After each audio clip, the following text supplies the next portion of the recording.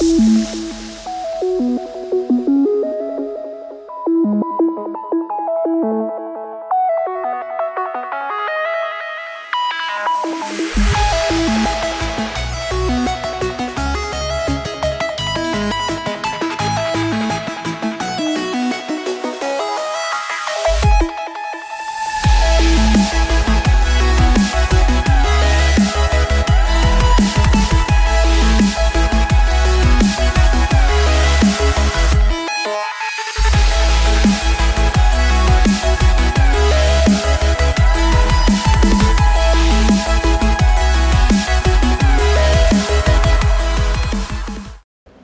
ان شاء الله راهي ثاني عندنا زوج مداخلات، وراح نمد الكلمه للاستاذ راس العين اللي راح يدير لنا هذا التقديم تاع المداخلات هذو. بسم الله والصلاه والسلام على رسول الله. الاساتذه الكرام، الطلبه والمشاركين الحضور الكرام، السلام عليكم ورحمه الله. يتقدم الاستاذ بروفيسور صالح ساحلي بمداخله حول المحاضره حول هذه ايام الابداع والاختراع والعلوم تحت عنوان فورم دو فالوريزاسيون دي ريزولتا دو لا ريشيرش. يتقدم الاستاذ مشكور. L'exposé sera fait beaucoup plus pour les étudiants, beaucoup plus pour les doctorants. Le but, si vous voulez, c'est beaucoup plus pour les inciter un petit peu à valoriser leur travail. Donc on va montrer, si vous voulez, les formes de valorisation, grosso modo. Donc le titre, c'est formes de valorisation, si vous voulez, des résultats de la recherche scientifique. Donc on va voir, si vous voulez, que on a l'habitude de valoriser, surtout pour les doctorants, si vous voulez, les chercheurs, d'une seule manière. Et on a négligé une manière, si vous voulez, qui est très intéressante. On va le voir après. Donc le plan de l'exposé, donc on va voir la valorisation académique. Puis on parlera de la valorisation, si vous voulez, des résultats à travers le secteur socio-économique. Et je pense que c'est beaucoup plus le sujet du Fab Lab. C'est transférer un petit peu le résultat au niveau de l'université, entre autres, au niveau du secteur socio-économique, c'est-à-dire avoir un prototypage en quelque sorte pour accéder au secteur socio-économique. Et après, juste curiosité si vous voulez, c'est vous donner un petit peu quelques indications ou quelques données sur la valorisation, si vous voulez, socio-économique en Algérie en général, et j'essaierai de comparer avec un petit peu quelques pays. Bien, et si on terminera par une conclusion. Donc je commence d'abord par les missions traditionnelles, si vous voulez, de l'université. Donc, jusqu'à maintenant, si vous voulez, et qu'on a été étudiant, maintenant on est des enseignants, si vous voulez, c'est que les missions traditionnelles de l'université, si vous voulez, grosso modo, c'est pour développer un enseignement de qualité, si je peux dire, au niveau de l'université pour les étudiants, de telle façon à former des cadres pour le secteur socio-économique. Et jusqu'à maintenant, grosso modo, l'impact de l'université avec le socio-économique, c'est la formation de cadres. Et ça s'arrête là. Et également pour la formation par la recherche de cadres qui peuvent être utilisés, enfin plutôt qui sont essentiellement destinés à l'université. C'est-à-dire SATIDA, bien bahithine. Et essayer d'avoir une recherche performante. La question qui se pose, pourquoi la recherche performante? À quoi ça sert? Et comment la valoriser? Donc pour la valoriser, si vous voulez, jusqu'à maintenant, qu'est-ce qu'on fait? On a des méthodes traditionnelles de valorisation généralement. C'est quoi? C'est qu'on présente le résultat dans des conférences, si vous voulez, manifestations scientifiques. C'est ce qu'on fait le plus souvent. Et on présente, si vous voulez, des publications dans des revues spécialisées. Si vous voulez, c'est essentiellement ce qu'on fait. Donc ce qu'on appelle donc, la valorisation académique. C'est une valorisation académique. Elle a quand même un intérêt, c'est que l'intérêt de cette valorisation, si vous voulez, c'est que d'abord, on est jugé par des pairs, c'est-à-dire nos résultats sont jugés par des pairs, c'est-à-dire des collègues. Ce sont des personnes qui ont le même grade que nous, voire plus, généralement, qui travaillent sur à peu près la même spécialité et qui essaient, si vous voulez, d'évaluer un petit peu nos résultats pour nous dire est-ce qu'ils sont de qualité ou est-ce qu'ils ne sont pas de qualité. Et pour nous dire, si vous voulez, lorsqu'on fait quelque chose de très important, si vous voulez, Ils vont le dire. Lorsque c'est l'inverse, c'est quelque chose qui a été déjà fait, qu'il n'y a pas d'originalité, ils vont le dire. Et cette évaluation, elle se fait a priori. Que ça veut dire a priori, c'est-à-dire avant la publication. Avant la publication, on vous l'a fait. D'accord? C'est une évaluation par les spécialistes du domaine. Et donc c'est un intérêt. C'est un intérêt parce qu'ils vont me dire que je suis dans la bonne voie ou bien je suis dans la mauvaise voie. Donc je peux changer. Donc c'est un intérêt. Je suis évalué par mes collègues.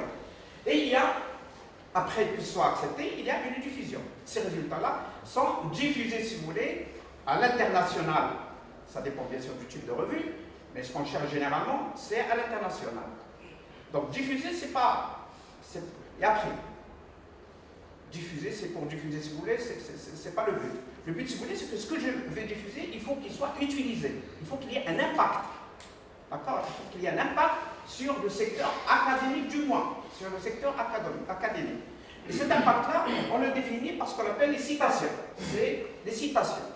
Et cette citation-là, si vous voulez, va me dire, si vous voulez, est-ce que j'ai produit du savoir que les gens ont utilisé, ou bien j'ai produit du papier. Ça n'a été utilisé par personne, ça n'a jamais été utilisé par personne, j'ai produit du papier. Donc, fais attention, ça ne veut pas dire que je n'ai pas travaillé. J'ai travaillé, mais il faut que je fasse plus, si vous voulez, pour que mon travail soit cité. Bon, le travail, si vous voulez, il n'a pas été utilisé. Bien. Donc, il y a les bénéficiaires, si vous voulez, de cette valorisation. Il y a d'abord l'enseignant-chercheur ou le chercheur, il en bénéficie. À travers, si vous voulez quoi, à travers sa carrière professionnelle, une promotion, donc il peut changer de grade, si je peux dire, maître assistant, maître de conf, classe A, classe B, professeur, etc., chercheur, etc. Et à travers, si vous voulez, sa notoriété parmi ses pairs, c'est-à-dire sa place parmi ses pairs à l'international. Donc, ce qu'on utilise généralement, ce qu'on appelle l'indice H, si vous voulez, ils disent qu'il vaut ce qu'il vaut, mais c'est un indice, si vous voulez, qui essaye d'évaluer les chercheurs, entre guillemets, entre eux en quelque sorte. Donc c'est pour ce sont des retombées, si vous voulez, pour le chercheur lui-même. Mais il y a également des retombées sur les doctorants. Les retombées sur les doctorants, si vous voulez, ça va être bien sûr la thèse. S'il n'a pas une publication qui a été utilisée, etc., enfin, s'il n'a pas une publication, pardon, qui a été publiée, je préfère dire, il ne peut pas soutenir sa thèse. Et bien sûr, sa carrière, en quelque sorte, soit son emploi, c'est-à-dire son embauche. Je préfère embaucher quelqu'un qui a un doctorat, mais qui a plus de publications, si je peux dire, ou de manifestations scientifiques, que quelqu'un qui vient avec une seule publication, si vous voulez, elle est demandée, si vous voulez, juste pour demander ça. Donc plus il y en a, plus il a la chance, si vous voulez, enfin son CV va être meilleur, si vous voulez, que celui qui n'en a pas. Bien. Il y a également l'institution de recherche, c'est-à-dire l'université, il y a le centre de recherche. Il y a des retombées. Ces retombées-là, si vous voulez, c'est sa réputation et son image. Son image. C'est-à-dire, lorsqu'on va le voir, si vous voulez, sa notoriété. Notoriété, c'est quoi? C'est que lorsque vous avez une institution, si vous voulez, qui publie beaucoup, dont ses publications sont utilisées, etc., elle a, si vous voulez, une valeur, elle a une notoriété. Et donc, lorsqu'elle va signer elle demande, si vous voulez, des conventions, etc., elle est mieux écoutée, si vous voulez, qu'une université, si vous voulez, qui ne produit rien. D'accord? Donc, la valorisation, si vous voulez, académique, elle a un certain, si vous voulez, intérêt. Et le classement des universités. Le classement, on classe les universités, entre autres, il y a plusieurs types de classements, mais il y a des classements, si vous voulez, qui se basent essentiellement, si vous voulez, sur les publications, si vous voulez, et sur la notoriété, si je peux dire, des publications. Donc il y en a ceux qui sont, il y a certains classements, si vous voulez, qui se basent uniquement sur le web, donc ce qu'on fait nous généralement, mais il y a certains, si vous voulez, c'est beaucoup plus des publications. D'accord? Donc il faut le faire. Donc, si vous voulez, donc, ceci nous amène à quoi faire? Elle nous amène, si vous voulez, à bien choisir les publications, si vous voulez, qu'on doit faire.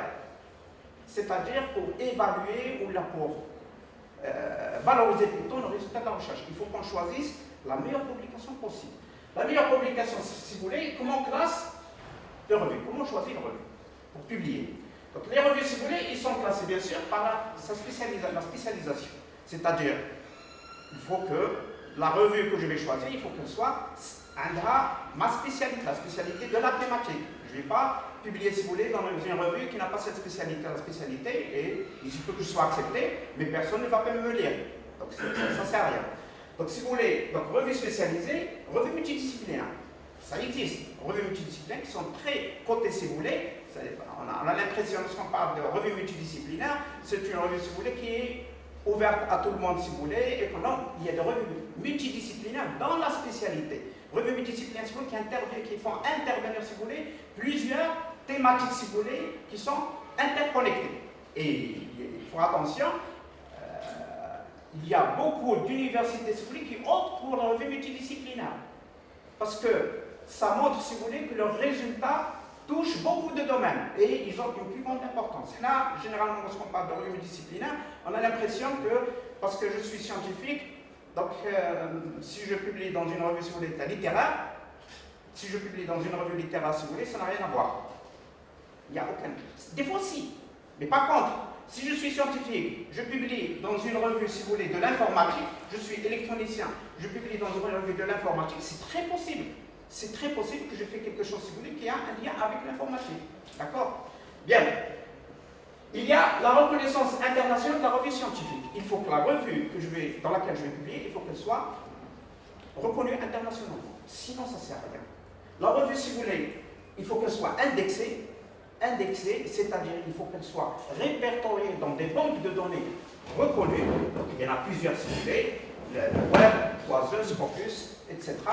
Donc il faut qu'elle soit indexée dans des banques sérieuses.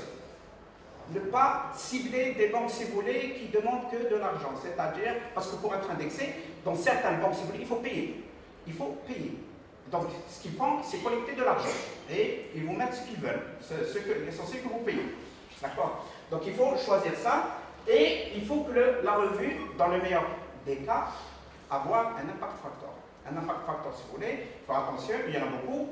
Il y a les impact factors, si vous voulez, global. Il y a les impact factors, si vous voulez, Copernicus, etc. Il faut attention, c'est les impacts facteurs qui est reconnu, qui est utilisé pour le classement des universités et pour le classement, si je peux dire, pour des chercheurs, c'est-à-dire l'index H, si vous voulez, c'est l'impact factor Thomson. ESI, c'est Thomson-Reuters. Donc il ne faut pas se faire avoir, si vous voulez. Là, bon, maintenant, ça c'est l'international, si je peux dire. Mouchkouli Trace, c'est quelle est la place plutôt de revue nationale. De revue nationale. Ce qu'il faut savoir, si vous voulez, ça fait 2 années, si vous voulez, qu'il y a une plateforme, donc la revue nationale, par exemple, Centena, on a la revue Sciences et Technologies A, B, C et D, qui touche à peu près les différents domaines, si vous voulez, sciences de la nature de la vie, technologie, sciences exactes, si vous voulez, je ne sais pas laquelle. Sciences humaines. Voilà, géologie, je pense, sciences de la Terre, etc.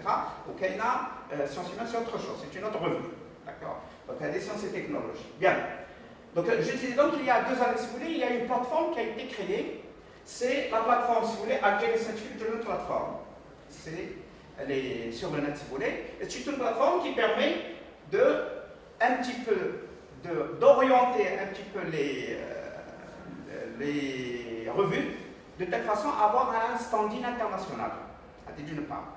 Et d'autre part, elle essaie de classer les revues. Elle essaie de classer les revues suivant qu'ils répondent à certains critères. Donc maintenant, si vous voulez, c'est embryonnaire. Donc il y a beaucoup de revues qui sont sur cette plateforme-là, vous pouvez les voir si vous voulez, et certaines revues sont classées C. Si on prend en technique par exemple, ou en sciences exactes si vous voulez, généralement si vous voulez, c'est que pour soutenir une thèse, il faut avoir une revue de classe A, à défaut, ou de classe B. C, il faut attention, elle n'est pas reconnue. C, c'est pour les sciences humaines. C'est pour les sciences humaines, ce n'est pas pour les sciences dures, si je peux dire. D'accord? Mais toujours est-il, la question qui se pose, la revue nationale, si vous voulez, à quoi je vais l'utiliser? Pourquoi je vais publier à l'intérieur? Si vous voulez, je publie, si vous voulez, c'est pour la faire monter. C'est pour la faire monter. Il faut qu'on publie. Il faut qu'on les publie à l'intérieur. Parce que si on ne les publie pas, nous, les autres ne vont pas publier. Si on ne va pas mettre les résultats TNF, les revues nationales, ça ne va pas marcher. Les autres également ne vont pas. Et on va rester tête classe. D'accord? Il y a une revue, par exemple, on me le voit, ça fait 6 ans depuis qu'elle a été créée. Ça fait plus de 22 ans, je pense. La revue, on me le voit, si vous voulez, elle est montée pratiquement, elle est citée comme référence prometteuse, en quelque sorte, si vous voulez, dans Thomson Reuters, dans Web of Knowledge. D'accord? Donc maintenant, il y a des étrangers qui publient à l'intérieur. C'est vrai, mais c'est embryonnaire, si vous voulez, mais toujours est-il, elle a évolué en 6 ans, si vous voulez, et on n'a pas pu faire rien en 22 ans, si vous voulez, de carrière de l'université de personnage. D'accord? Donc ce que je veux dire par là, c'est que si on ne publie pas, nous, les revues Tana, donc c'est pas parce que c'est que je ne vais pas publier. Je peux faire des travaux. Je peux faire un travail ou un travail même. En attendant que la revue de classe, si vous voulez, et peut en trouver une solution à ça. C'est-à-dire, entre guillemets, il faut avoir un tout petit livre en Algérie, on le fait ou non. Donc il faut le faire. Donc c'est pas parce que c'est que je ne vais pas publier à l'intérieur. On va avancer bien. Donc quels sont maintenant, donc ça, on a vu les retombées de la valorisation académique sur le monde académique, qui sont les enseignants, les doctorants, entre autres, si vous voulez. Donc maintenant la question qui se pose, quelles sont les retombées de cette valorisation, de ces résultats sur le monde socio-économique? D'accord? Donc très faible. Pratiquement rien. Rien. Pratiquement. C'est-à-dire que je vais publier un article dans une revue de classe A, c'est des résultats très originaux. L'américain, il va en bénéficier. Le français, il va en bénéficier. L'israélien, il va en bénéficier. Maintenant, on ne va pas en bénéficier. Pourquoi? Parce qu'il y a un décalage entre notre secteur socio-économique, c'est-à-dire l'industrie, si vous voulez, et les résultats. Donc, il y a un problème, si vous voulez. Donc, pourquoi, si vous voulez? Parce qu'en grande partie, c'est que les thèses qu'on donne, les sujets de thèse qu'on donne, ne sont pas en coordination, si je peux dire, ou bien ne s'intéressent pas aux problèmes du secteur socio-économique. C'est-à-dire, ce qui nous intéresse, nous, c'est de voir est-ce que le sujet nous est fait un traitement original. Et est-ce que je peux publier, si vous voulez, dans une revue internationale de classe A, de préférence, bien sûr, pour que je puisse soutenir ma thèse, pour que mon étudiant, je parle d'abord de l'enseignant, puisse soutenir sa thèse dans les meilleures conditions. C'est la première des choses à laquelle on pense tous. J'en fais partie. D'accord? Et on ne tient pas compte, si vous voulez, du secteur socio-économique. Mais est-ce que c'est notre faute? Non, ce n'est pas notre faute. C'est parce que également le secteur socio-économique ne fait pas le pas, si vous voulez, pour venir à l'université. Donc, il ne dit pas ses besoins. Pourquoi il ne dit pas ses besoins? Jusqu'à maintenant, comme on est financé de l'extérieur, de l'univers du ministère, si vous voulez, également, on n'a pas cherché à les trouver. À un petit peu les persuader, si vous voulez, qu'il y ait une coordination entre nous. Grosso modo. Donc, il faut une nouvelle politique de la valorisation des résultats de la recherche. Ça s'impose. Bien, il y a un cadre juridique qui a été fait en 2015. Donc, il y a une loi de la recherche scientifique, si vous voulez. C'est la loi 1521 du 13 décembre 2015. Et cette loi-là, qu'est-ce qu'elle dit? Elle dit dans un article 2 que la recherche scientifique au niveau de l'université, la recherche scientifique, c'est une priorité nationale. C'est très bien. Magnifique. Si vous voulez, le PIB, si vous voulez, le budget, entre guillemets, alloué à la recherche dans le monde, si vous prenez les États-Unis, je me rappelle, c'est autour de 2%, le Japon, là, c'est 0,1%. Et en plus, il n'est pas consommé.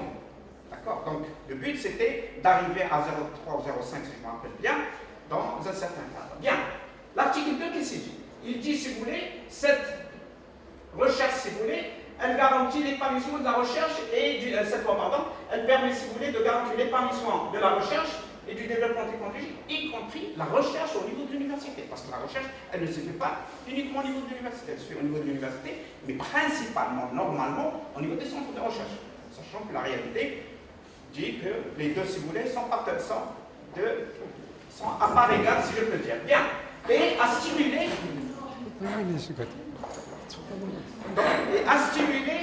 la valorisation des résultats de la recherche. Donc cette loi, elle encourage la recherche, puisqu'elle est une priorité nationale, elle essaie de stimuler la valorisation de la qualité, si vous voulez, ou des résultats de la recherche. Bien. Elle dit, donc la définition, elle définit également c'est quoi la valorisation. Elle dit la valorisation, c'est toute activité qui permet de rendre utilisable et ou commercial. Donc, Il faut utiliser, commercialiser. Ce qu'on avait dit tout à l'heure, dans le cas de la valorisation académique, c'est faire une publication de classe A ou quelque chose qui me permet de soutenir, ça s'arrête là.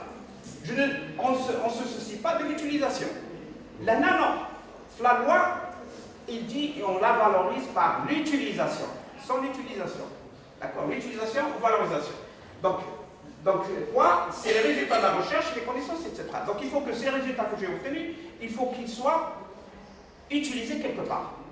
Pas faire de la publication, si vous voulez l'américain ou l'américain, ou alors j'utilise, si vous voulez, je passe en le grade et mon étudiant soutien, ça s'arrête là. D'accord? Le pays n'en bénéficie pas, sauf qu'il a un certain nombre de professeurs, de doctorants, etc. Donc un petit classement, si je peux dire. Autre définition de la valorisation scientifique, de la recherche scientifique, c'est l'ensemble des activités et résultats de recherche qui mettent en relation le laboratoire public et la sphère économique. C'est une autre définition. Donc jusqu'à maintenant, si on regarde, on a compris qu'une seule partie, la valorisation académique. La valorisation, si vous voulez, proprement dite avec le secteur socio-économique, on l'a négligé complètement. D'accord, on l'a négligé complètement. Donc qu'est-ce qu'elle dit? La loi d'orientation de la recherche scientifique institutionnalise la recherche avec, elle l'institutionnalise avec et pour le secteur socio-économique. Il faut qu'il y ait une application. Il faut qu'il y ait une application. Il faut favoriser ça. Ce qui est en train de se passer. Maintenant, la plupart des projets, si vous voulez, de recherche qui sont financés par la DGRST, il vous dit, il impose pratiquement qu'il y ait un opérateur économique avec vous. Il faut qu'il y ait une relation. Peut-être embryonnaire, mais il faut qu'il y ait une relation. Donc, c'est rapprocher, donc le but c'est de rapprocher le secteur socio-économique avec le monde académique en quelque sorte. Et le but, c'est pour développer ce secteur socio-économique. Le but, c'est le développement de ce secteur socio-économique qui n'arrive pas à décoller en quelque sorte, si vous voulez, parce que on va le voir si vous voulez, il ne s'intéresse pas du tout à la recherche, si vous voulez. Et donc transférer les résultats de la recherche scientifique vers le secteur socio-économique. Le problème, si vous voulez, c'est que moi, en tant que chercheur, en tant qu'enseignant-chercheur, mon but, si vous voulez, c'est de découvrir un nouveau savoir. Ce qui m'intéresse, c'est, si vous voulez, d'avoir quelque chose de nouveau, en quelque sorte. Première des choses. Deuxième des choses, c'est qu'il faut que j'obtienne des résultats originaux qui me permettent des publications. C'est pratiquement, si vous voulez, surtout à l'université, la plupart d'entre nous, si vous voulez, ils pensent à ça. C'est le but. Pour nos industriels, je dis, le but, si vous voulez, c'est la mise sur le marché de produits compétitifs du point de vue qualité et coût. C'est international. C'est très bien. C'est également le but de tous les industriels. Si vous voulez, c'est qu'ils gagnent de l'argent. Ils cherchent à gagner de l'argent. Sans se soucier du développement technologique, c'est-à-dire s'acheter clé en main quelque chose, le reproduire et le vendre tel qu'il est. Ça n'intéresse pas qu'il va, si vous voulez, investir pour le développer dans 10 ans, le développer dans 20 ans, etc. Ça n'intéresse pas. Il achète et il revend. Alors que normalement, tout secteur socio-économique qui se fait, il devrait avoir une cellule de recherche et développement.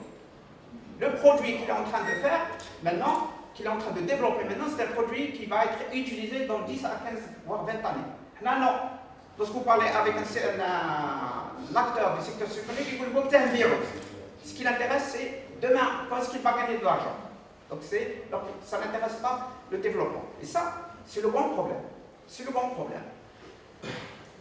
Donc, je pense que c'est de notre devoir de trouver, si vous voulez, un lien entre le secteur socio-économique. C'est d'établir, si vous voulez, en quelque sorte, un dialogue entre ces acteurs-là.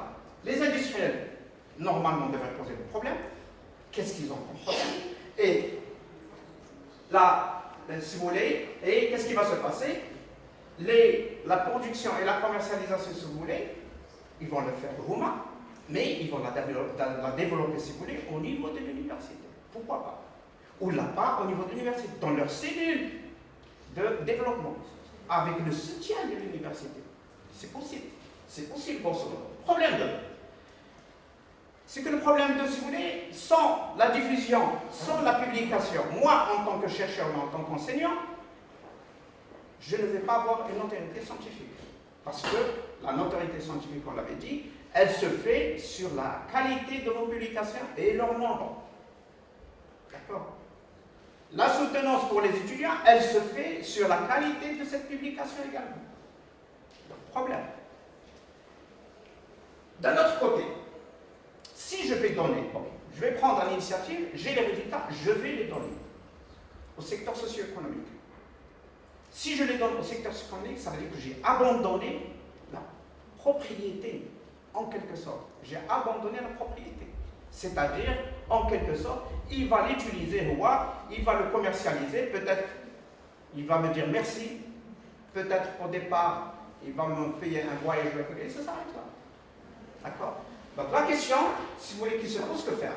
Donc, il faut rentrer en relation avec les socio-économiques pour essayer de promouvoir vos résultats de la recherche. Mais avant, faites attention, avant, il faut d'abord les protéger. Il faut d'abord les protéger, c'est-à-dire protection des résultats de la recherche avant de leur diffusion. Comment, si vous voulez? D'abord, le secret. Ne diffusez pas vos résultats avant qu'ils ne soient protégés. Et la protection se fait par le brevet. Breveter ces résultats avant de les diffuser. Breveter ces résultats avant de les diffuser. Donc d'abord, c'est quoi un brevet d'invention? Rapidement, si vous voulez. Un brevet d'invention, si vous voulez, c'est un titre légal qui donne à son détenteur, celui qui l'a, l'exclusivité en quelque sorte, ou l'interdiction à quiconque de le fabriquer, ou bien de l'utiliser, ou bien de le vendre, sans l'autorisation de celui qui le fabrique. C'est une exclusivité. Vous avez votre brevet, vous avez le droit d'interdire cette chose. Et le contrôle de l'exploitation. Si vous allez l'exploiter, vous allez contrôler comment il va être exploité. Et vous allez contrôler également les revenus. Donc il va vous ramener de l'argent, d'une manière ou d'une autre. Bon, il y a plusieurs formes. On peut vendre le brevet du premier coup, et vous avez gagné votre argent et vous n'êtes plus titulaire. Ou bien, vous pouvez faire des clauses si vous voulez, ou vous restez titulaire et vous ne le vendez pas, et vous avez un certain pourcentage sur les revenus, bien sûr, avec l'établissement, si vous voulez, qui va le commercialiser. Donc, la protection. Bien, pour une durée, il faut savoir qu'un brevet, c'est une durée de 20 années. C'est-à-dire que vous allez faire votre brevet, vous êtes propriétaire de ce brevet pendant 20 années. Au-delà de 20 années, il tombe dans le domaine public. C'est-à-dire que quiconque peut l'utiliser. D'accord? Donc, il y a une chose. On vous dit, le brevet, c'est un titre légal qui donne ce qu'on avait dit. Contre quoi? Contre sa divulgation. C'est-à-dire, il faut que je mette ce brevet-là, il faut que je le diffuse. Il faut que je le diffuse, c'est-à-dire il faut que je le publie. Le produit je donne pratiquement la majorité, si je peux dire, des détails. Généralement, il y a toujours quelques-uns qui gardent un petit détail si vous voulez, mais généralement on donne tout. La question qui se pose, j'ai tout donné, mais je dis il ne faut pas que vous le copiez. Le but c'est ça, c'est que c'est à moi, c'est pour le protéger, et en même temps, le but c'est une publication, c'est pour que les gens puissent aller plus loin. Donc, il se base sur ce que j'ai fait, et il essaie de développer. Donc c'est le but. Donc diffuser contre quelque chose. D'accord? Je diffuse, ça c'est interdit. Vous ne pouvez pas l'utiliser pour la commercialisation. Attention, on peut l'utiliser, on peut le copier si vous voulez dans la recherche. C'est-à-dire, mais pas pour le commercialiser, c'est-à-dire le copier pour l'améliorer. L'améliorer, mais pas le commercialiser. D'accord? On n'a pas. Le but c'est, vous allez améliorer ce brevet. Mais vous pouvez l'utiliser en tant que résultat de la recherche. La publication, lorsque vous utilisez le résultat de la recherche, vous mettez une référence bibliographique. La référence bibliographique, vous dites que c'est celui-là qui l'a trouvé. Et moi, j'ai utilisé la référence. Merci. Donc vous dites le brevet, c'est une référence bibliographique. C'est celui-là qui l'a trouvé. Et moi, voilà, j'ai développé LEA. Sachant que le premier qui a fait, c'est le détenteur du brevet. Bien. Donc, il faut attention également, c'est que le brevet, il est protégé sur un territoire donné. C'est-à-dire, si vous faites un brevet en Algérie, vous êtes protégé en Algérie. Si vous faites un brevet aux États-Unis, vous êtes protégé aux États-Unis. Bon, maintenant, si vous allez être protégé partout, il y a un organisme pour ça. C'est le PCT. D'accord? Donc c'est un organisme, si vous voulez, qui englobe, je pense, 146 pays, dans lesquels, si vous voulez, vous allez déposer votre brevet dans cet organisme-là. Et maintenant, vous êtes protégé dans les 146 pays. D'accord? On verra. Bien. Critères de brevetabilité, c'est quoi? Est-ce qu'on brevette tout? Il y a des critères. Il faut que ce soit haja nouvelle. Nouvelle. Haja nouvelle. On va voir que ça veut dire nouvelle. Donc, nouvelle, si vous voulez, il ne faut pas qu'elle soit connue publiquement par les médias. C'est-à-dire que si vous avez fait quelque chose et que vous l'avez présenté dans les médias, que ce soit les journaux, que ce soit la télévision, que ce soit la radio, vous avez perdu votre brevet. Il ne faut pas que ce soit publié dans la revue scientifique. Vous avez fait un travail relativement bien, vous l'avez publié. Rejetez le brevet. Plus de brevet. Vous ne pouvez plus faire de brevet. Allez, parce que quand même être protégé, vous dites tout le X. Donc, oui, c'est pas un problème. Il se termine parce que moi, je l'ai connu. Allez, tu as protégé tout le remise. Moi, je l'ai connu là. C'est pas un problème. Moi, je l'utilise déjà. Donc, il ne faut pas publier. Ni, si vous voulez, l'exposer dans une manifestation économique. D'accord? Il ne faut pas l'exposer dans une manifestation économique, c'est-à-dire les salons. C'est-à-dire, entre guillemets, le Fab Lab. D'accord? Si vous voulez faire un brevet, faites attention. Ou si vous le faites, il faut le cacher. Il ne faut pas le dire. D'accord? Il ne faut pas qu'il y ait... Il faut attention, il ne faut pas qu'il y ait des preuves que vous l'avez présenté. C'est ça, le débat. Maintenant, si vous le présentez, Wahed Machar, si je peux dire, et personne n'a pris de photo, personne, ça n'a pas été reporté quelque part, vous êtes sauvé. Si maintenant ça a été reporté quelque part et c'est quelqu'un qui l'a copié, va prouver que ça a été fait quelque part, là, vous êtes pris. D'accord? Donc il faut attention. Donc il ne faut pas que cette activité ou cette invention, si vous voulez, ne soit pas évidente. C'est-à-dire que Haja, qui est connu pour tout le monde, c'est évident pour tout le monde. Donc il faut qu'il y ait un petit cadre derrière, si vous voulez, il faut qu'il y ait une invention, quelque chose de génie en quelque sorte. Et qu'elle soit surtout susceptible d'application industrielle. On ne peut pas avoir un brevet sur une formule mathématique. On ne peut pas avoir un brevet sur une méthode, si vous voulez, de diagnostic ou là, sur une méthode, si vous voulez, pour guérir un malade de la haja. Non, on ne peut pas. Donc il faut qu'il y ait une application industrielle. On ne peut pas avoir un brevet, si vous voulez, sur un médicament. Mais on peut avoir un brevet sur la molécule.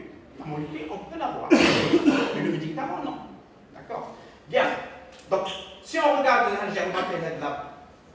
la photo exprès, si vous voulez, c'est qu'un brevet, si vous voulez, c'est quelque chose de très sophistiqué, qui va vous regarder là, c'est une salle blanche, pour les segments intégrés du microprocesseur, etc. C'est trop sophistiqué. Est-ce qu'il n'y a que ça? Non. Les brevets, si vous voulez, c'est pas difficile. J'ai prouvé ça, c'est un brevet qui a été fait en 1891. C'est un brevet sur le papier hygiénique. Le brevet, c'était quoi? C'était juste qu'ils ont fait, si vous voulez, un bac. Comment couper bac? C'est un brevet. Juste comment couper bac. Simple. Un brevet, si vous voulez, c'est la casquette. Comment monter, si vous voulez, une casquette, si vous voulez, avec ce petit bouton-là. C'est un brevet. Donc, c'est pas énorme, si je peux dire. Un brevet, là, c'est juste, chez moi, c'est juste un petit, si vous voulez, support pour un silo qu'on met sur un casque de chantier. Ils ont un brevet sur ça. Juste la petite encoche, si vous voulez, comment monter sur le casque, ne pas trop. Il faut que ce soit, bien sûr, le casque restera opérationnel. Il y a bien sûr des brevets un petit peu, si je peux dire, extravagants. Par exemple, comment transporter un chat, si je peux dire, si vous voulez, c'est des brevets extravagants, ça existe. Donc, ce que je veux dire par là, c'est pas énorme un brevet. Et donc, on peut le faire au niveau de la recherche, on peut le faire au niveau du master, au niveau de la licence. Même ne pas être à l'université du tout. Sachant que presque de 80 à 90% des brevets ne sont pas issus de l'université, dans le monde. Ce sont généralement des particuliers qui font les brevets. Mais toujours est-il, on a gardé un endroit à l'Jamia. Donc, un Jamia, ça peut être un licencié, si je peux dire, ça peut être un master, ça peut être. C'est quelqu'un qui fait de la recherche, c'est-à-dire qui fait un doctorat et au-delà. D'accord? Mais c'est kiff-kiff. J'ai une partie de ma recherche, j'ai fait des petits hajas, si je peux dire, qui est commercialisable et qui est applicable et qui a un certain degré d'innovation, si vous voulez, je la brevette. Je brevette. D'accord? Pas forcément la recherche. Et il faut savoir que 90% des brevets sont des perfectionnements de brevets qui existent déjà. C'est-à-dire, c'est quelqu'un qui a déjà fait un brevet, moi, je le copie, juste pas pour le commercialiser, non, juste pour moi, pour que je puisse développer le perfectionnement. Et après, je dis, ah, le brevet est assis, ah, je vais le faire, vite fait. C'est 98% c'est le brevet qui est déjà et que les gens ont modifié, entre guillemets. Et il a eu le brevet sur la modification, sur le petit apport à date. Rien du tout. Donc c'est faisable. J'ai trouvé ça sur le net, je le présentais pour des étudiants avant. Donc si vous voulez, c'est un attrape, si vous voulez, c'est Moussiada Firan. D'accord, Moussiada Firan. Ça a été fait en 1926 et ça, c'est en 1967. Si on regarde, kiff kiff. Il n'y a pas de modification, c'est kiff kiff. Grosso modo, c'est le même principe. Mais si, il y a eu le fromage. C'est un fromage polymère qu'on va mettre, qui a l'odeur du polymère, si vous voulez, qui a l'odeur, pardon, du fromage, c'est un polymère qui a l'odeur du fromage, et qu'on le met, si vous voulez, et qui va attirer la souris. Donc celui qui a fait ça, il a eu un brevet. Sur juste une petite chose. D'accord? Il y a, si vous voulez, le ressort. Il a changé le ressort. Il a eu un brevet sur ça. Il y a, si vous voulez, juste cette encoche-là, qui a rendu un petit peu plus. Il a demandé un brevet. Bon, maintenant, on va le voir, si vous voulez. Est-ce qu'on demande pour demander ou là? Donc, pour vous dire, si vous voulez, c'est juste, je l'ai trouvé sur le net, si vous voulez, avec le liste, parce que c'est rien du tout. L'essentiel que ça n'a pas été fait avant moi, et que ça améliore ce qui existe, et que c'est commercial. Donc, commercialisable, pardon. Bien.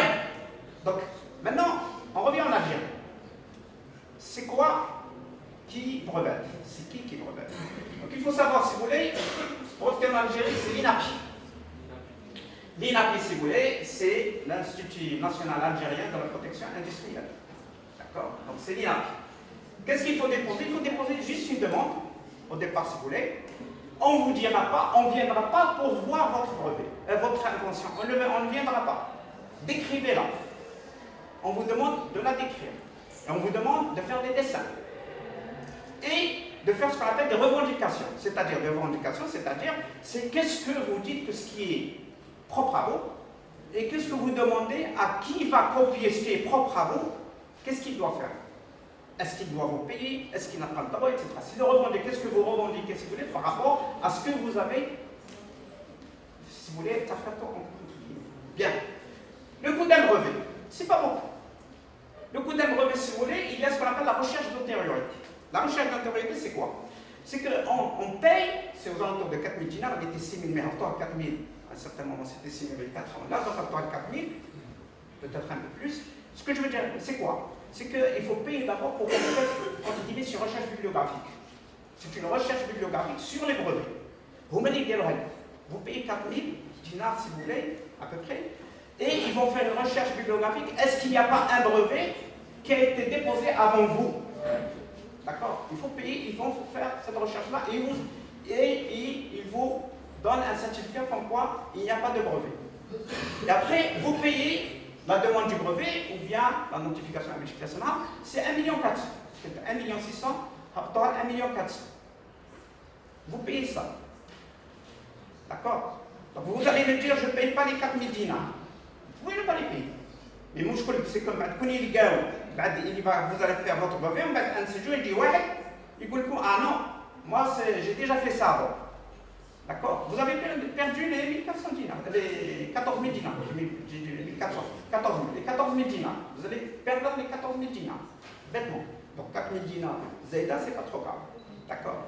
Et il y a une chose qui est un petit peu difficile, il faut payer chaque année 4 000 dinars. Chaque année 4 000 dinars. Pendant 20 ans.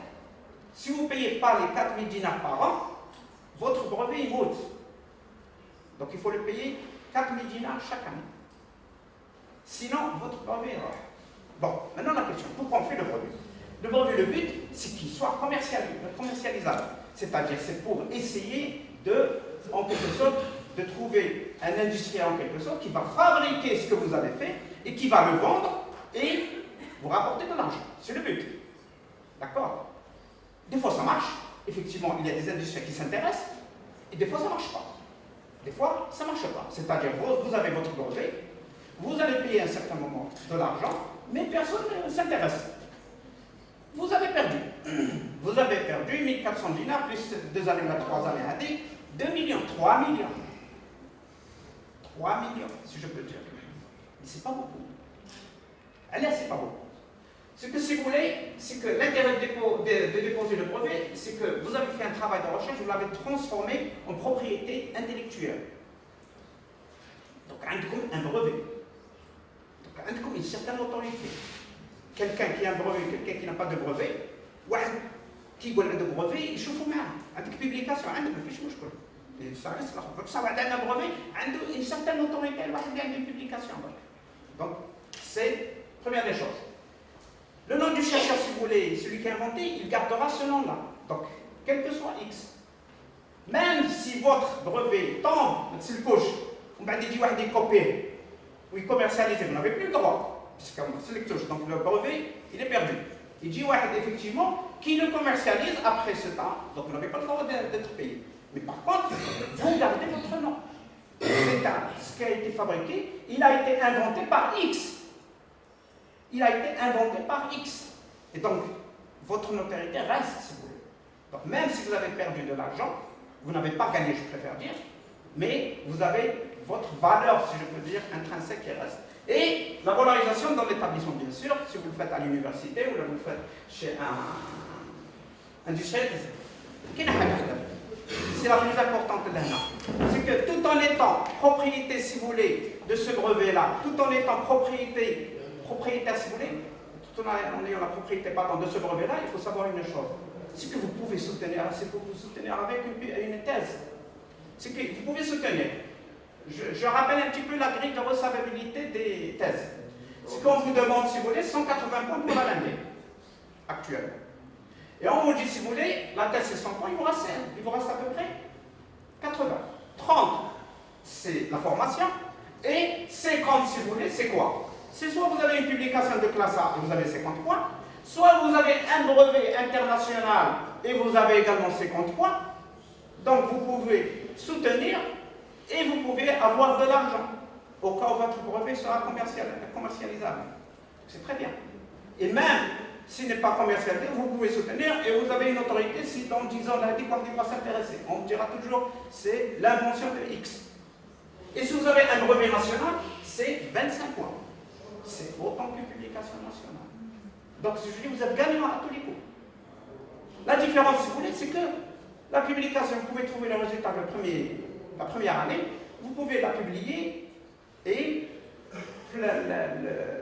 si vous voulez la breveter, il faut attendre. Le brevet généralement c'est 6 mois, il faut attendre 6 mois. Entre le moment où vous le déposez et le moment où il sort. Donc 6 mois minimum. Donc ce qui fait que généralement on est pressé.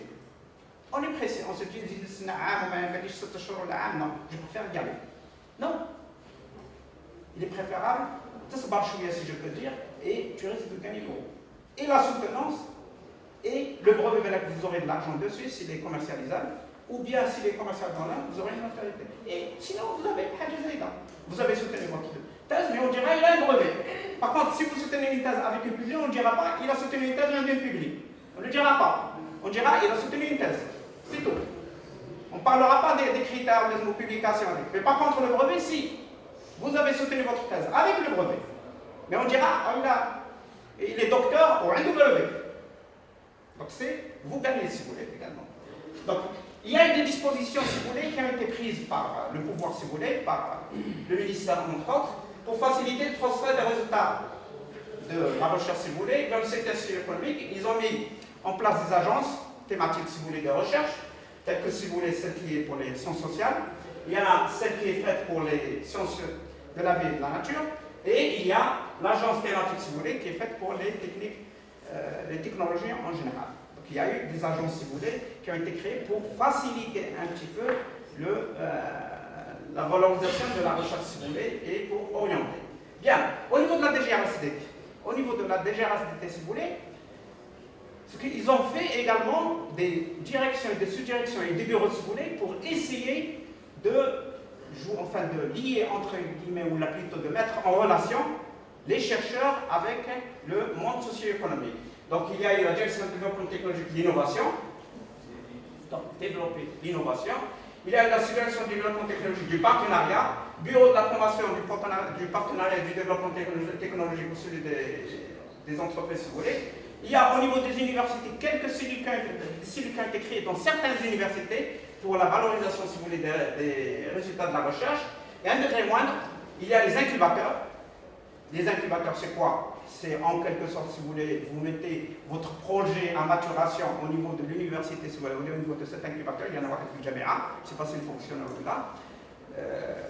Donc il y a un instrument qui est en train de se monter, si vous voulez. Vous mettez votre projet, vous essayez, on vous donnera quelques moyens, vous avez le local, vous essayez de le développer jusqu'à maturité, si vous voulez, pour faire des start-up après, si vous voulez. Et vous avez les maisons d'entrepreneuriat et les Fab Labs. Les Fab Labs. Les Fab Labs, si vous voulez, c'est pour le prototypage. C'est-à-dire, le prototypage, c'est-à-dire vous avez fait quelque chose, vous essayez, si vous voulez, de faire un prototype de telle façon à le présenter pour une commercialisation ou là, quelque chose comme ça. Bien. Et il y a les salons spécialisés également pour mettre les innovations. Sachant une chose, ce que j'avais dit tout à l'heure, il faut attention, si vous voulez un brevet, il faut payer. Avant d'avoir le brevet, il ne faut pas mettre dans ces salons. Ce qu'on avait dit, le brevet, il faut qu'il n'y ait pas de diffusion avant d'avoir la protection. C'est-à-dire la diffusion, entre autres, il n'y a pas que la publication ou bien la conférence, il y a également les salons. Si vous allez le mettre, si vous voulez, vous risquez de perdre votre brevet également. Donc, juste avant de terminer, quelques données pour les brevets en Algérie. L'Algérie est pauvre en brevets. Donc ça, si vous voulez, en 2011, il y avait 90 brevets au niveau des établissements, si vous voulez. C'est des données de la DGSDT, je l'ai pris, des données que j'avais prises, pardon. Donc 90. Et ça évolue, il y a une petite évolution. Et en 2015, c'est 200 brevets. Au niveau des établissements, il faut attention, universitaires, c'est-à-dire de recherche et l'université, si vous voulez. La répartition de ces brevets, il y avait à peu près 80, en 2015, il y avait 91 qui sont au niveau des universités, 80 au niveau des centres de recherche et 26 au niveau des centres, si vous voulez, de recherche hors ministère. À peu près 46% pour les universités, 40% si vous voulez pour les centres de recherche. C'est très peu. On va le voir si vous voulez. Donc l'université de Blida, si vous voulez, elle arrive en première position en 2015 avec 16, sachant que l'université Constantine n'est pas très loin, elle est troisième. Donc elle est troisième, si vous voulez, avec 8 brevets. D'accord? Dans un ou deux brevets, si je prends 16, 10, le nombre de brevets, ah, c'est pas classé. C'est pas classé. 16, 10, on a dit qu'il en a 8. Elle a fait 8, elle a 8 brevets. Donc en 2015. Bien. Donc, j'ai pris une statistique, si vous voulez, dans l'Organisation mondiale de la protection industrielle. Et il dit, si vous voulez, que pour les Algériens, en Algérie, je dis bien, les demandes de brevets, si vous voulez, également en évolution. Et ils vont, si vous voulez, donc ça c'est pour les résidents, c'est-à-dire en noir, si je peux dire, c'est pour les résidents, c'est-à-dire les Algériens qui habitent en Algérie et qui ont demandé un brevet au niveau national. Les oranges, pardon, ce sont les non-résidents, c'est-à-dire ce sont les étrangers qui ont demandé une protection à l'Algérie, un brevet, pour le protéger en Algérie. Et vous avez, si vous voulez, la dernière, si vous voulez, c'est à l'étranger. C'est-à-dire ce sont des Algériens qui ont déposé des brevets à l'étranger. D'accord? Donc si on regarde, si vous voulez, grosso modo, en 2016, ceux qui ont déposé, faites attention, c'est ceux qui ont fait des demandes. Donc ces demandes, si vous voulez, donc c'est à peu près 500, si je peux dire, en 2015. 2016, pardon. Bien. Les brevets délivrés, on fait la demande, mais c'est pas sûr qu'on l'a. Les brevets qui ont été faits, si vous voulez, genre en 2016, c'est aux alentours à peu près de 300-400, grosso modo, qui ont été acceptés, si vous voulez. Donc faites attention, vous allez me dire, c'est quoi ça? On arrive à 1500 alors que non. Parce que des fois, on demande le brevet à un head, mais il reste, si vous voulez, donc on comptabilise. J'ai eu la même réflexion. Bien, demande de brevet en Algérie, si vous voulez, si on compare avec, j'ai essayé de comparer avec un pays Portugal, je ne sais pas, je me suis dit, Florent, c'est presque Kifna. Portugal, oui, pourquoi pas. Bon, ils sont le double balek, mais toujours est-il, c'est que les résidents et les non-résidents, les résidents et l'étranger, c'est beaucoup. Et les étrangers ne leur mettent pas les brevets. Mais les brevets. Mais par contre, Huma oui, protège à l'étranger. Donc si je fais je sens les deux. C'est-à-dire ce que les Portugais ont demandé, je sens les deux. Qu'ils soient assez non-résidents, ou c'est... Si je peux intervenir par rapport aux étrangers qui dépensent en Algérie, ce n'est pas les étrangers comme ça qui viennent, c'est les entreprises internationales. Ah bien sûr, c'est l'entreprise internationale qui vient venir investir en Algérie, à la peur qu'on lui copie ou la donc pour protéger son truc, c'est comme ça qu'ils font. Donc c'est pas... Ah oui, donc c'est juste pour... On est reconnu comme des copieurs alors qu'on n'est pas. Les Chinois, ils ont tout copié, les Japonais, ils ont tout copié si vous voulez, et là, on n'arrive pas à copier, je préfère dire. Bien, j'ai comparé avec les États-Unis. Les États-Unis, si vous voulez, c'est 300 000. Donc en 2016, si vous voulez, c'est 300 000. Et ceux qui déposent, et locaux, internationaux, c'est pratiquement kiff-kiff. Tout le monde travaille, c'est-à-dire, moi je vais protéger les États-Unis. Pourquoi? Parce qu'il y a une activité de travail, une activité scientifique. J'ai peur que ça m'aide chez Jazer parce que même d'accord? C'est pas vrai. Ce qu'on ne veut pas. Je vous dis ça. C'est qu'on va le voir si vous voulez, donc Algérie, si vous voulez, les brevets qui sont réellement en vigueur, c'est-à-dire le nombre de brevets qui c'est des demandes, faire attention, il avait dit qu'il y avait des acceptés. En Algérie, si vous voulez, le nombre de brevets, c'est aux alentours à peu près de 5700. Le nombre de brevets qui existent en Algérie, qui sont en vigueur. Donc la question qui se pose, et ça ne s'ajoute pas, c'est qu'il y a des brevets qui ont expiré. Il y a des brevets qui ont expiré, parce qu'ils n'ont pas payé, ou bien parce qu'ils sont arrivés à 20 années d'existence, donc ils sautent.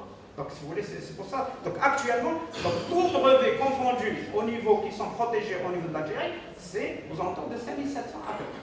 D'accord? Bien. Au Portugal, c'est 40 000. C'est aux alentours de 40 000. La différence est grande. Bien. Maintenant, si je prends les Algériens, je ne parle pas de les Algériens. Donc, pour vous dire, si vous voulez, que l'Algérien, on peut faire des choses. Il suffit de donner les moyens ou de créer les moyens. On peut se créer nous-mêmes nos moyens. Si on se dit, on n'attend pas qu'on nous donne. On va travailler pour trouver nos moyens. Ben voilà, les statistiques, si vous voulez, que j'ai trouvées sur la DGST, au niveau de la DGST, c'est que ça, c'est des Algériens. C'est des Algériens, si vous voulez, qui ont breveté leurs travaux. Il y en a à peu près 1500 aux USA. Il y en a à peu près 800 en France. Les 200 à peu près, les Fidjazer, et il y en a partout. Même les Émirats, il y a 6 brevets d'Algériens, si vous voulez, qui ont déposé. Donc pour vous dire, si vous voulez, les Algériens peuvent faire des choses. Donc c'est pas une question c'est une question, si vous voulez, de travail, si je peux dire, de croire en ces chances. Et de changer de mentalité. Et de ne dire, il n'y a pas que la publication. On peut faire quelque chose, si vous voulez, qui est mieux que la publication, innover, et soutenir et faire la thèse. Et surtout ça, bien sûr. On ne peut pas le faire. Bien, j'ai trouvé ça, si vous voulez, c'est les Algériens à l'étranger, combien ils ont de brevets. Il y a Habab El-Gassem, donc aux USA, qui a 275 brevets en Algérien. D'accord? Beskar. D'accord, je vois qu'il travaille aux États-Unis.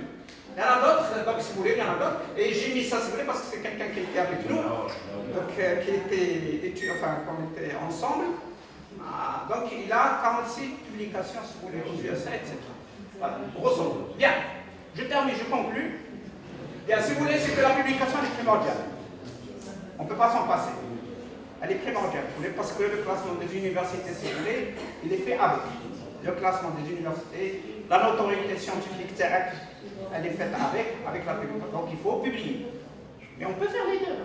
C'est-à-dire, si vous voulez, on a ce qu'on appelle le dicton publish or perish. Si vous ne publiez pas, vous mourrez. En tant que chercheur, vous mourrez, vous n'existez pas. D'accord? C'est pas les choses riches. D'accord? Et on peut valoriser des résultats, si vous voulez, par le transfert socio-économique, si vous voulez, par le fait que je fais un brevet et après je vais le donner en secteur. Et après je peux publier. Oh, je peux publier après. Il n'y a pas de problème. C'est juste un retard, en quelque sorte. Donc c'est juste un retard. La question qui se pose, que vaut le sacrifice temporaire d'une publication bac? Au lieu de publier maintenant, je vais la publier dans une année. Devant, si vous voulez, le développement du pays. L'enjeu est grand. Et vous, si vous voulez, j'ai vu faire des choses qui ont été faites, qui ont été présentées, le Inch'Allah. Donc je suis sûr qu'il y a des choses qui auraient pu être brevetables. Il y a eu des choses qui auraient pu être un parfum. J'allais dire un arôme, de rien du tout, si vous voulez, vous aurez pu le faire. Il y a des choses, si vous voulez, vous pouvez le faire. Il faut tenter votre chance, si vous voulez. Et grosso modo, si vous voulez, il faut faire ce sacrifice pour dire en quelque sorte, Jazali ou Fhed. D'accord? Grosso modo. Voilà. Bien, je termine avec ça. Merci pour votre attention. J'ai mis ça, si vous voulez, parce qu'il va y avoir après une distribution des prix. Et il va y avoir des gens qui vont monter sur le podium. Ça ne veut pas dire que les autres ont démérité. C'est juste, si vous voulez, qu'à un certain moment, il faut classer. Le classement peut être juste, peut-être, ça dépend des opinions, ça dépend de la manière dont on classe. Le but, si vous voulez, c'est que tous ceux qui ont présenté ont fait des choses, on les encourage. Il faut le faire, il faut faire davantage, si vous voulez, il faut croire en vos chances et vous aurez une bonne chance.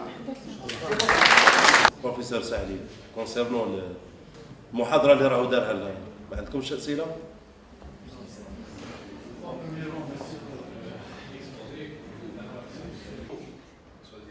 Une fonction d'être à la base d'un projet de recherche ou bien d'une nouvelle fonction, est-ce que je peux breveter ça? Il faut savoir une chose, c'est que le brevet ne concerne pas les livres, il ne concerne pas les... C'est tout, mais on ne peut pas le brevet. C'est bon? C'est bon. Bien sûr. Bismillah wa salatu wa salam ala Rasulullah. Donc, je veux un petit peu décontracter le jour de Awanin, etc. Donc, je vais parler de quelques innovations. J'ai choisi 19 exactement innovations du futur. Il y en a beaucoup. Et quand je dis futur, le futur, ce n'est plus 5 ans, 10 ans. Le futur, c'est demain. D'accord? Donc, je vais commencer par آية قرآنية من سورة الرحمن وهي معروفة بعد أعوذ بالله من الشيطان الرجيم يا معشر الجن والإنس إن استطعتم أن تنفذوا من أقطار السماوات والأرض فانفذوا لا تنفذون إلا بسلطان صدق الله العظيم والسلطان طبعا هو العلم. Un dernier rapport de l'UNESCO il parle de la quantité de savoir.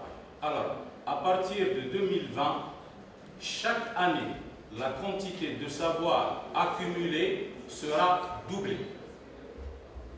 Est-ce que vous comprenez ça? Ça veut dire que si on a une certaine quantité de savoir en l'an 2020, en l'an 2021, on aura le double. C'est pour dire la vitesse vertigineuse exponentielle de la quantité de découverte qui se fait chaque année. Donc, comme je vous ai dit, c'est juste une synthèse que j'ai faite sur les principales découvertes et dans différents domaines. Donc, j'en ai choisi 19 comme ça, qui couvrent à peu près les différents domaines scientifiques. Donc, la première, j'ai choisi ce qu'on appelle les arbres lampadaires pour éclairer les rues. Donc ces arbres lampadaires, donc c'est dans le domaine de la biologie bien sûr, c'est qu'ils ont découvert qu'ils peuvent transmettre certains caractères, principalement chez les animaux. Et vous connaissez qu'il y a certains poissons qui s'auto-éclairent dans la mer. Vous avez sûrement vu ça. Donc on peut donc transférer ces informations, et ces informations concernent la bioluminescence. Et si on transfère donc entre deux êtres différents vers les êtres végétaux, donc on peut avoir ce qu'on appelle des arbres lampadaires. Ça veut dire shajara, un poteau électrique. Ça, c'est un futur. Pas vraiment très proche, mais ça peut donc se réaliser théoriquement. Donc, vous pouvez lire et imaginer donc ce que ça va donner. Alors, dans le domaine de la nutrition, on parle maintenant donc des aliments sur mesure. Sur mesure sur quel plan? Sur différents critères, sur donc la forme, le calibre, le goût, la valeur nutritive. Donc on peut agir sur tout ça, de telle façon à avoir, donc ça c'est le domaine bien sûr de la nanotechnologie qui a permis donc d'avoir ça. On peut donc modifier la texture, on modifie le goût, etc. Et avoir même un chocolat à 0%, donc à 0% de calories, bien sûr, en gardant le goût, etc. Donc ça rentre dans le domaine des différentes applications de la nanotechnologie.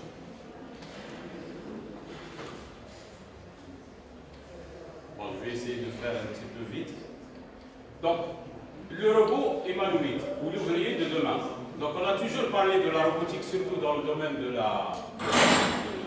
l'automobile.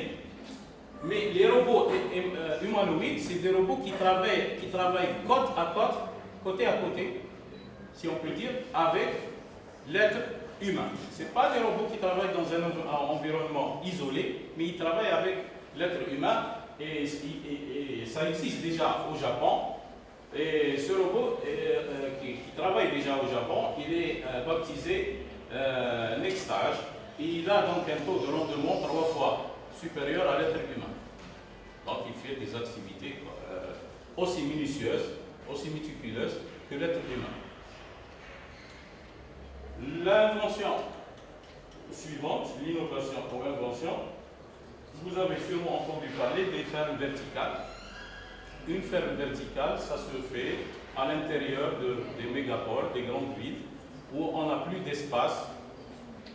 Donc on dit que dans 50 ans, la population mondiale va dépasser les 8 milliards, donc on n'aura plus d'espace pour faire des récoltes et pour faire de l'agriculture. Donc il y a ce qu'on appelle les fermes verticales, où la production se fait donc au niveau des étages. En plus de ça, vous remarquez sur cette bâtisse qu'il y a les éoliennes en haut de la bâtisse. Donc même la production de l'énergie, ces bâtiments seront autonomes. Donc ils auront de l'énergie, ils produisent de l'énergie pour donc s'auto-alimenter.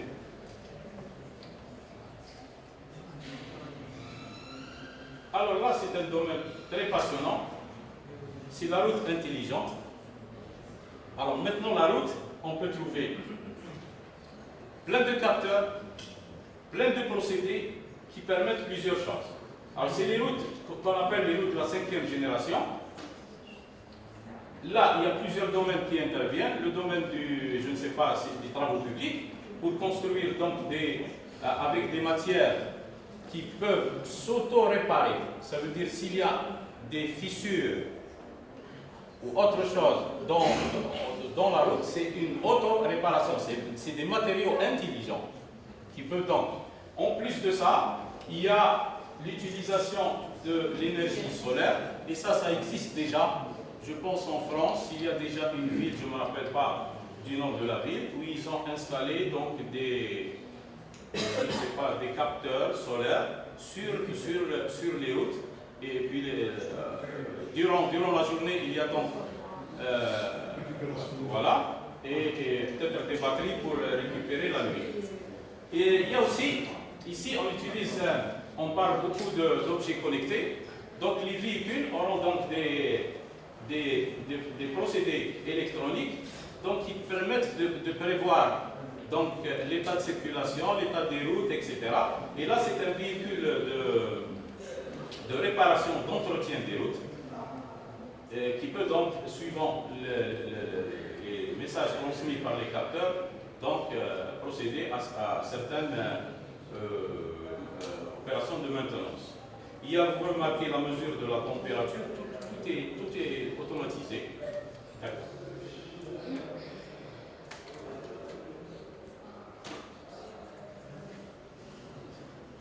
Là, c'est les vêtements en spray. C'est toujours, je pense, à base de nanotechnologie. Donc, les vêtements spray, c'est des vêtements, je ne sais pas, moi j'ai vu ça, c'est des vaporisateurs. Donc, vous avez des tissus mélangés avec un solvant et avec des polymères. On peut donc vaporiser selon la forme qu'on veut. Je veux un pantalon, il y a un vaporisateur qui permet donc d'avoir le pantalon sur mesure. Donc ça, c'est ce qu'on appelle les fibres textiles avec un polymère. Le solvant, bien sûr, il disparaît après le sèchement des vêtements.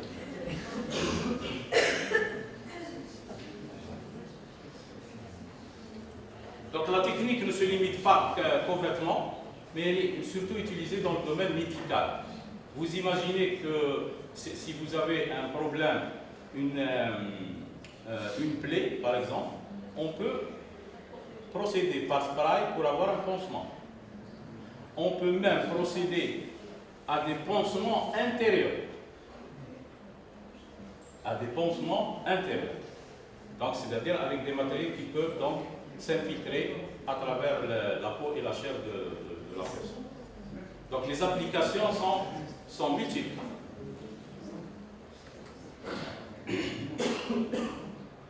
Bon, la voiture à hydrogène, elle existe déjà.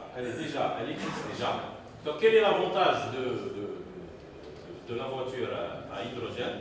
Donc bien sûr, c'est l'avantage sur l'environnement est certain, donc il n'y a plus de production de CO2. C'est une voiture électrique qui s'auto-alimente. Donc la production de l'hydrogène se fait à partir de l'eau. Et puis il y a donc un transfert vers l'énergie électrique de l'hydrogène, il est stocké. Bon, l'hydrogène, il est un petit peu difficile à manier parce qu'il est très dangereux. Le problème qui se pose, c'est au niveau des stations de ravitaillement. Là, mais les voitures à hydrogène, ça existe déjà. J'ai vu hier un projet qui parle de transformation à partir de l'énergie solaire.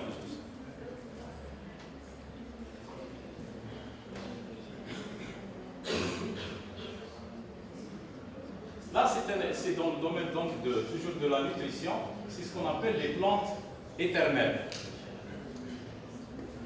Donc, vous avez peut-être une idée, grâce à la transgène, on peut donc, on pense à le faire, peut-être qu'il est fait à une dimension limitée, mais ça veut dire quoi? Ça veut dire quoi une plante éternelle? Pour les céréales, par exemple, on n'aura plus besoin de semer les céréales chaque année, mais si on sème une fois, la plante se régénère la prochaine année. Donc, chaque fois, vous avez une récolte sans avoir besoin de semer chaque année. Donc, c'est ce qu'on appelle les plantes. Et c'est surtout dans le domaine des céréales qu'on a.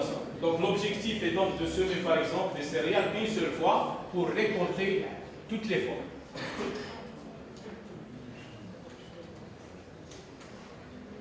Alors là aussi, c'est dans le domaine de la biologie, c'est l'ordinateur qui fonctionne à l'ADN. Donc tout simplement, c'est une façon de copier la forme de fonctionnement du cerveau. Et au lieu donc de travailler avec l'ordinateur classique qui travaille avec des charges électriques, donc on utilise soit ce qu'on appelle les fragments ou les brins d'ADN. Et bien sûr, vous imaginez donc le cerveau, c'est l'ordinateur le plus puissant au monde. Donc si on arrive à faire des ordinateurs avec ça. Donc on est déjà dans l'étape des ordinateurs quantiques, mais maintenant on pense à plus. Donc c'est les ordinateurs biologiques si on peut dire. Et c'est dans le domaine de la biologie moléculaire que ça se passe. C'est la biologie moléculaire. Alors là, le graphène, c'est un matériau extraordinaire. Donc le graphène, il a été découvert par deux savants en 2006, si j'ai bonne mémoire. Ils ont eu un prix Nobel pour ça. Le graphène, c'est un matériel qui a plusieurs qualités extraordinaires. À commencer par, donc le graphène, c'est le meilleur, il est le meilleur conducteur de l'électricité, il est très robuste, il est très fin. Et la finesse, vous imaginez qu'il est aussi fin qu'un atome. Alors, pour avoir une idée plus claire, si vous avez 1 gramme de graphène, vous pouvez l'étaler sur la surface d'un terrain de football. Vous imaginez ce que je veux dire? Ça veut dire que la finesse, elle atteint la taille d'un atome. Et ses qualités, donc avec ça, on peut faire des mobiles, des écrans flexibles. Et là, je crois que Samsung, déjà, il a commencé à faire ça. J'ai vu ça sur l'ordinateur.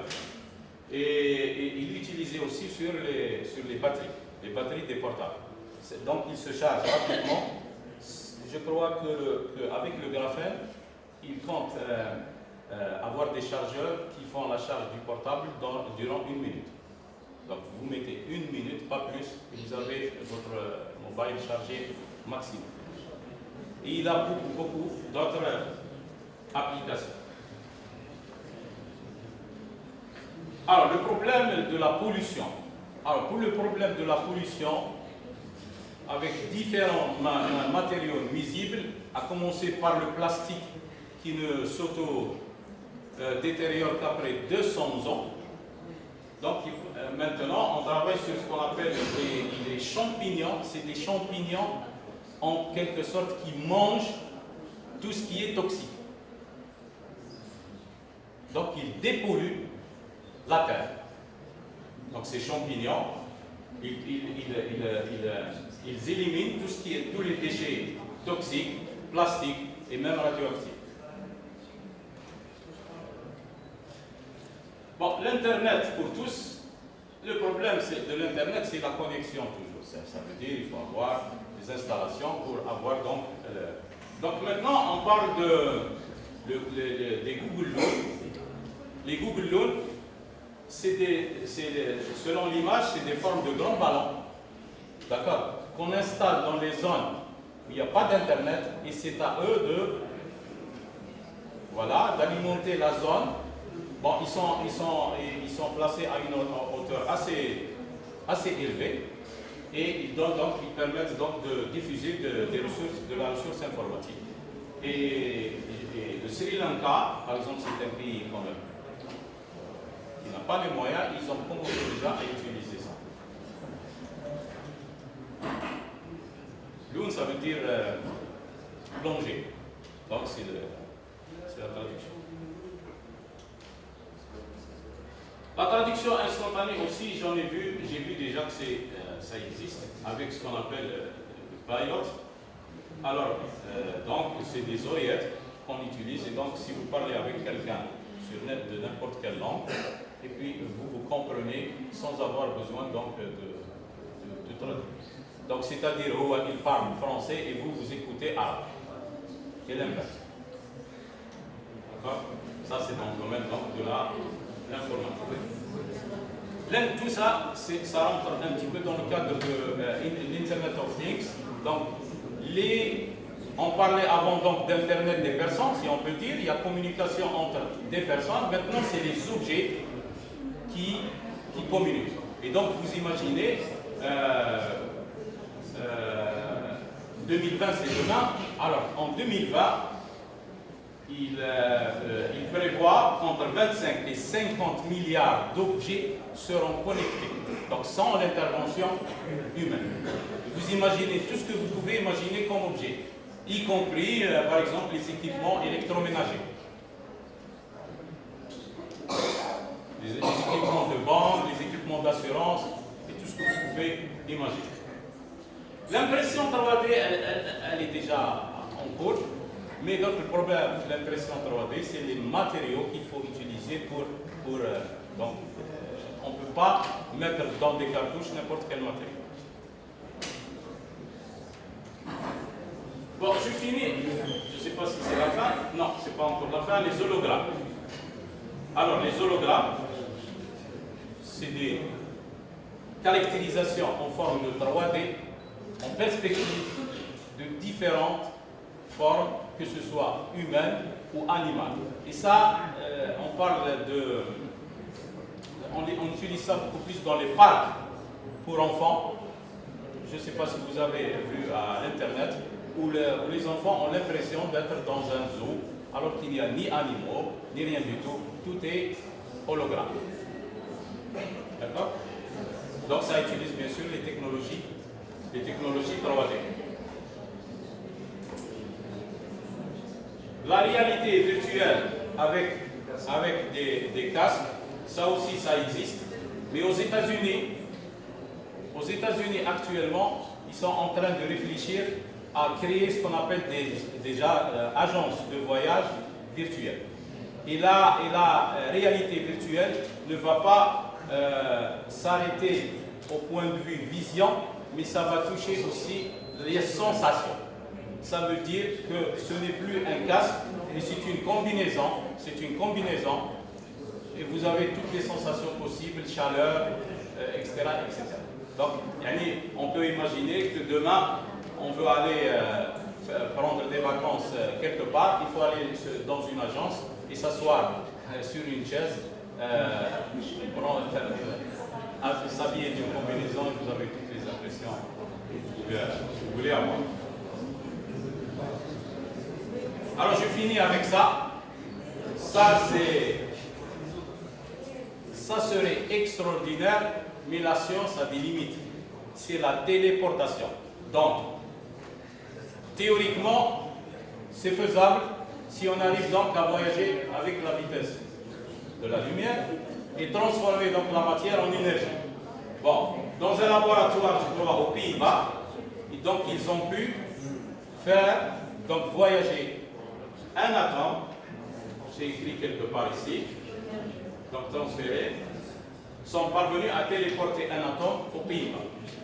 Donc, téléporter, ça veut dire aller d'une position à une autre sans moyen de...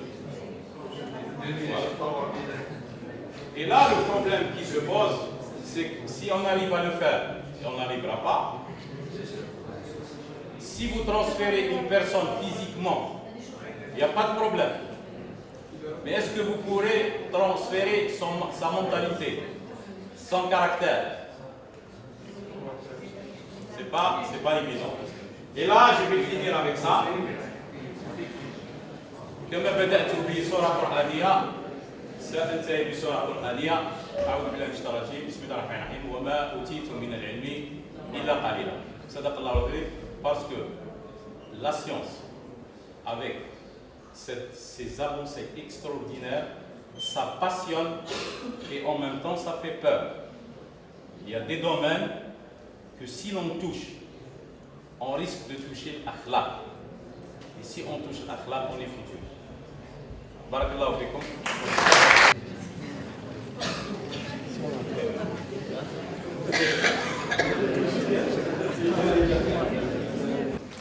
واش حنقولوا؟ كنا مع طلبة تاع جيني ميكانيك والأساتذة تاع جيني ميكانيك والشركاء اللي ينشطوا في لا ميكانيك في الهندسة الميكانيكية، وكنا نتكلموا على موضوع هام جدا هو لا سو تريتونس. دونك كما نقولوا لها حنا بالعربيه المناوله، ها وموضوع هام، والمناوله هذه ربما تخدم بزاف هو الاعمال اللي راكم ديروا فيها، سورتو لو بروتوتيباج qui nécessite beaucoup de pièces, etc. Et je pense qu'on peut, avec معاك يعني نقدروا نمشيو في هذا الطرح. Si demain on s'équipe par exemple d'outils adéquats qui les découpeuses laser, découpeuses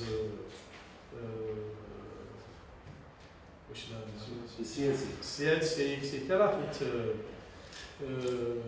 ماشي ديكوباج ديال الزبده باسكو هو جاب لنا واحده اللي تكون صغير زبده دخلها في الزبده جاوبوا لي ان تي بو نعرف شويه الحكايه تاع لي زيكيبمون اللي ضرب في الفابلا فهمت. وكنت كيما كنا نتكلم مع هاد الزملاء اللي جاونا فالحديث داني معهم على قضيه الروض نتاع الروبو تاع اللي حيبعثوا لمارس الاستاذ لحمد كما عنده الروض صغار اسكو بوفي نو فابريكي دي فهمت. Et du coup, bon, le site hack, ça va être un marché peut-être très important des étudiants Lyon, je ne sais pas, l'utilisation, les besoins, soit domestiques, soit industriels, peut-être on va avoir à construire des robots pour des fonctions bien précises. Donc il faut bien que nous adaptions, nous avons une industrie où un partenaire qui peut nous produire ce type à la demande, qui a dit du coup je peux faire ça. Il a des mots, il a tout ce qu'il faut. Et je pense que le hadith il ne faut pas qu'on s'arrête là. ما نظنوش باللي راكم ما نظنوا باللي وصلنا لنتيجه ولكن هذه اللي وصلنا لها نتيجه تاع بدايه وغا كومونسمون تاع بدايه مليحه يعني مفيده بدايه اللي تخلينا نزيد نزرع الامل في طلبه اخرين وكذلك الامل انكم تكملوا المشاريع تاعكم وتحسنوها وتعطيوا لها كما نقولوا قيمه اضافيه. Je sais que vous utilisez des capteurs, vous utilisez des logiciels de traitement d'information, vous utilisez pas mal de choses, mais qui restent peut-être des choses qui ne sont pas encore maîtrisées. Comme les capteurs que vous utilisez, il y a aussi le problème d'étalonnage, il y a ceci, il y a cela, il y a des calibrage. Donc, parce que demain, si vous allez vendre ce produit, il y a le CO2 ou la quantité دقيقة تكون يعني بكونسنتراسيون غالطة قادر دير مشكل في الصناعة ولا مشكل في حاجة ولا كذا. دونك هاد الحوايج الكل لازم الإنسان نتحكموا فيهم. طبعا باش ما نطولش عليكم كثر من الصباح باش ما يحكيوا لكم ويقولوا لكم ويسجلوا فيكم مليح. يعني باش نقول لكم فوالا هما كانوا حابين يعطوا لكم هدايا وكذا وهذا الاول وهذا الاخر وهذا لا ما حبيتش. قلت لهم انا بالنسبه للناس اللي اليوم شاركوا راهم الكل جاوا بعزيمه وقوه واراده ما نحبسوهمش في هذه العزيمه والقوه. نو سون با على ليتاب دو دير هذا مليح وهذا مش مليح. كل ملاح باذن الله. احنا عندنا موعد لو 6 et le 7 ماي هذا في الجامعه لتحت عندنا لي كوميسار او كونت المحافظين تاع لا كونتابيليتي تاع المحاسبه حيجيو يديروا ان غران ايفينمون في الجامعه حيديروا كيما نقولوا لeurs assises. Et ils m'ont demandé bien sûr de ramener des artisans باش يagrémenter l'événement. Ben, je me suis dit pourquoi pas on n'agrémente pas cet événement avec la science aussi. Donc باش يشوفوا قوة الجامعة ويشوفوا واش قاعدين يديروا ويشوفوا ما هي المنتوج تاعكم.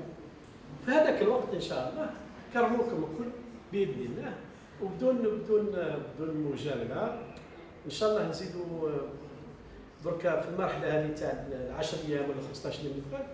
Donc essayez de pas ازيدوا عدلوا مليح اميليوري فو تروك ونجيو ان شاء الله نحطوا حاجه في المستوى ما يقوليش كيما هو راح اللي خسرنا عليه 60 مليون وما كان والو تاع خسرنا عليه 60 مليون وما كان والو باش يدير لنا الهيدروجين فهمتي قال لك يتحرقت خلاص عيوني لازم تريكلي هذا دونك جماعة دونك faut que vous soyez de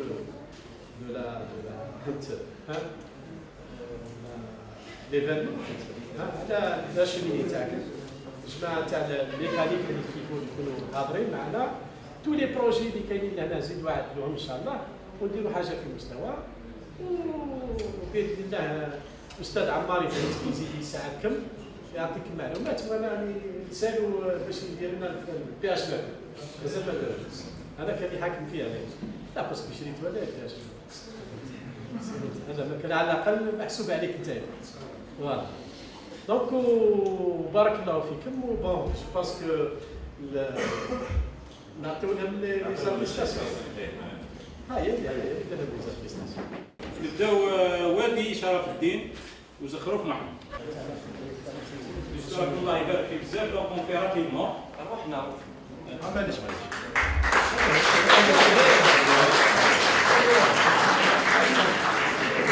تعرفهم لا تا ممكن تعرفهم روح يا ايناس عطيني معاه شكون هذه التبيه تعرفها وداودي اسامه والاستاذ العماري الاستاذ العماري روح على الاستاذ العماري والاستاذ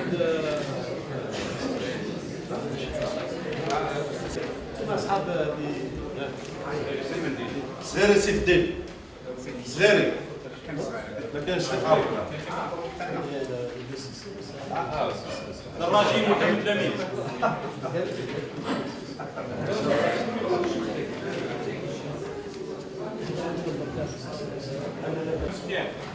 بن ديرمي محمد سفيان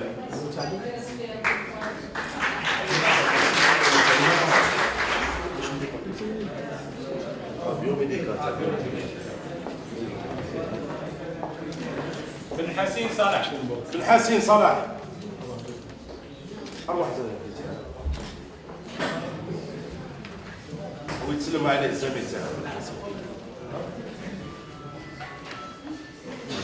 دباش عبد الرحمن باش عبد الرحمن ما كاينش واحد يذوب عليه سعدي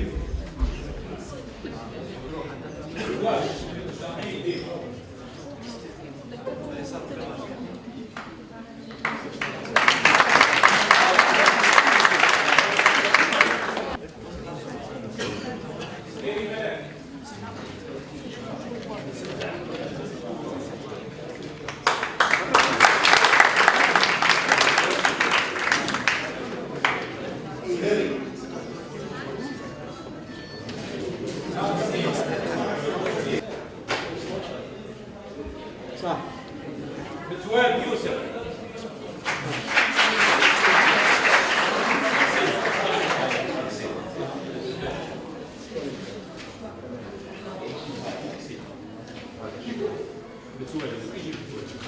بتوال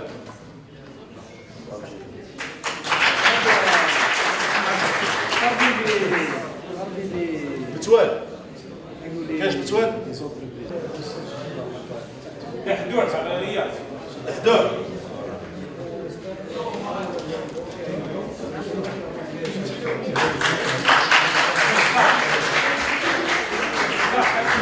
صباح مصمودي خالد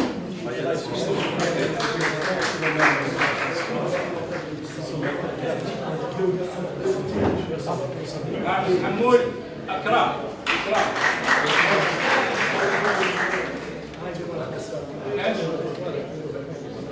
وسبيعة ما كانش سبيعة كل شيء دباني محمد طاهر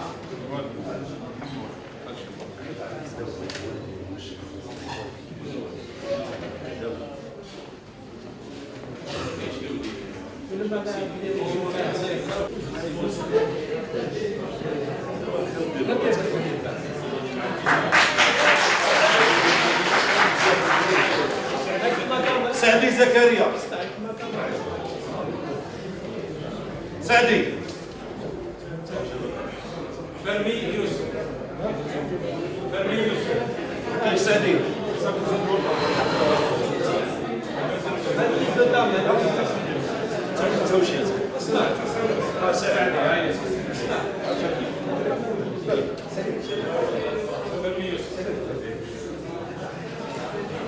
فرمي. سلام. سلام. بريك محمد. بريك. بن حماد الدار.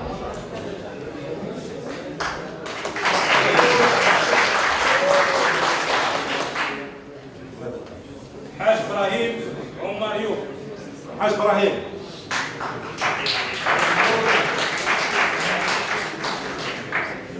زراري ربح. زراري. سليم. كاش سليم.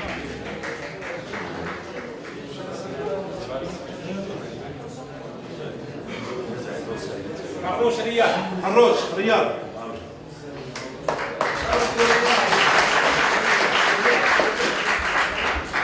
بالقاضي أنفال.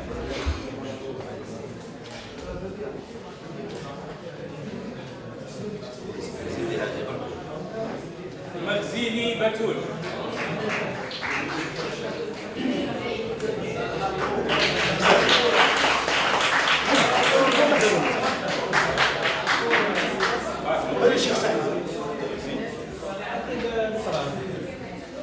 محلبي نسيمة.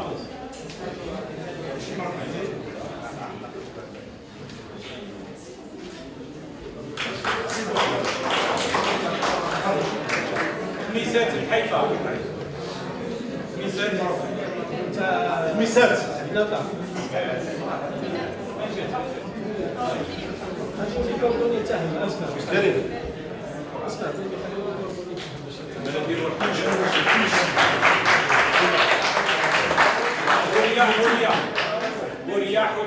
هوريا هوريا.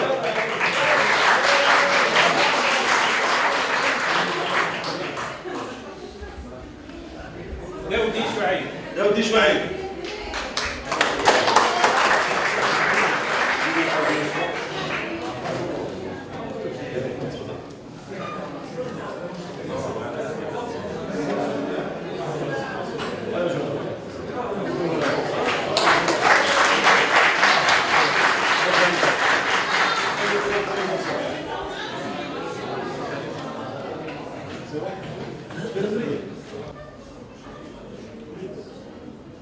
بوعناقة فوزي. بوعناقة.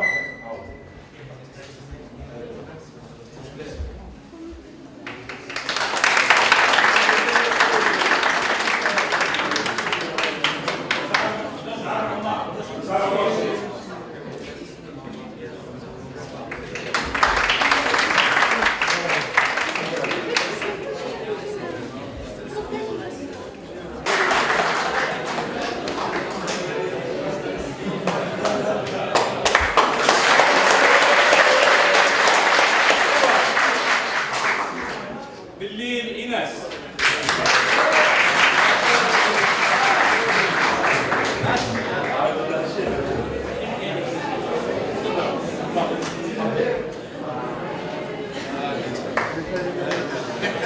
أستاذ الشيخ خير الدين.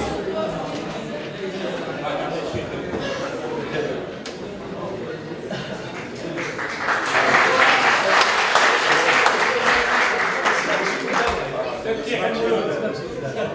تفتيح المولود. الله الشيخ. تحليل تحليل.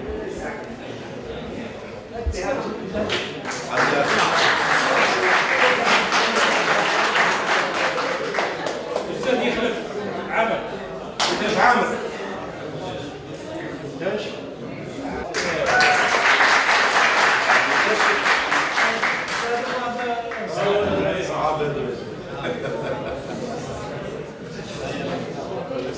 أستاذ بن طروش الياس. بن طروش الياس.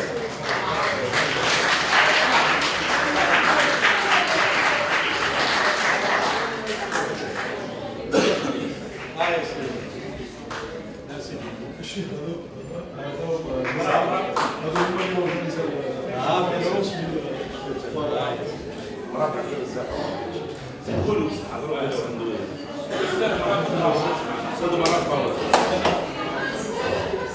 استاذ مسعي عبد الرؤوف.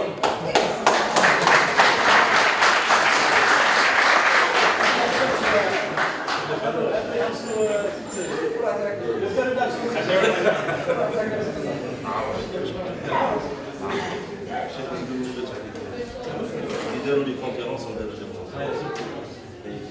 بما يخص المحاضرات الاستاذ ساحلي صالح يتفضل مشكور. يتفضل مشكور.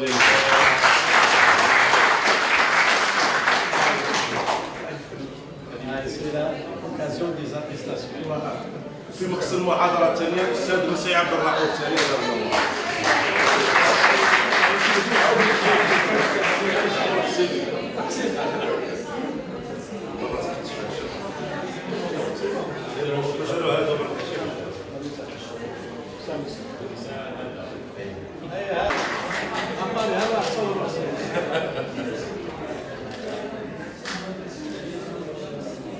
والشكر والتقدير لا يقتصر على الاساتذه والطلبه، هناك عامل متميز شارك معنا بزاف، الاستاذ زرمان في تفضل ناصر.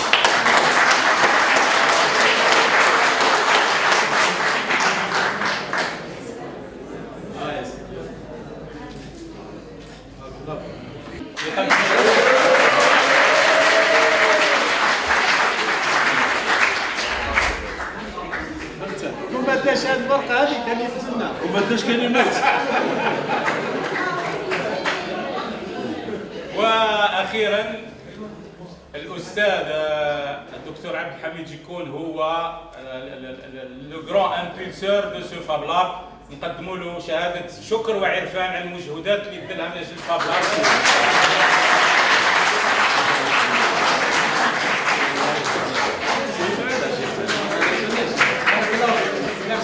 هو ده الصور معك.